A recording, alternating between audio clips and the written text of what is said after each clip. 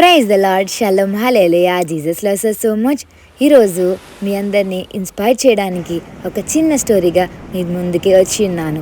ఆ story heading ఏంటంటే foot prints in the sand. ఒక అమ్మాయి తన జీవితంలో బాధపడుతున్నప్పుడు యేసయ్య తనకి ఎలా సహాయపడ్డారో ఈ యొక్క స్టోరీ ద్వారా తెలుసుకుందాం. ఒక గర్ల్ తన లైఫ్లో చాలా బాధపడుతుందండి. తన బీచ్కి వెళ్ళింది. ఆ సమయానికి తనతో ఎవ్వరూ లేరు. కానీ తను నడుచుకుంటూ వెళ్తున్నప్పుడు తన ఫుట్ ప్రింట్స్ అనేది శాండ్లో చూడడం జరిగింది. తన పక్కన కూడా ఫుట్ ప్రింట్స్ చూడడం జరిగిందండి. 2 set of pairs foot print కనిపించాయండి.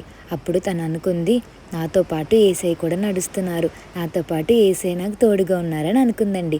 కొద్ది సమయం తర్వాత ముందటికి వెళ్ళిన తర్వాత 1 పేర్ ఆఫ్ ఫుట్ ప్రింట్సే కనిపించింది. అప్పుడు అనుకుంటుంది తన, యేసయ్య అన్ని విషయాల్లో సహాయం చేస్తారు కదా, మరి నేను నాకు కష్టం వచ్చినప్పుడు నన్ను విడిచిపెట్టి వెళ్ళిపోయారేంటి అని అనుకుంటుందండి. తనకి బాధ వచ్చినప్పుడు తన పక్కకు తిరిగి చూస్తే ఫుట్ ప్రింట్స్ కనిపించట్లేదు. అప్పుడు అనుకుంది, యేసయ్య కూడా నన్ను విడిచిపెట్టేశారా అని. కానీ నిజానికి అక్కడ 1 సెట్ ఆఫ్ పేరే కనిపిస్తుంది కదండి ఫుట్ ప్రింట్స్. నిజానికి ఏంటంటే యేసయ్య తనని ఎత్తుకొని ముందుకు తీసుకెళ్తున్నారు. అంటే తన బర్డెన్స్ని యేసయ్య బర్డెన్స్గా యేసయ్య తనని ఎత్తుకొని ముందుకు తీసుకెళ్తున్నారండి.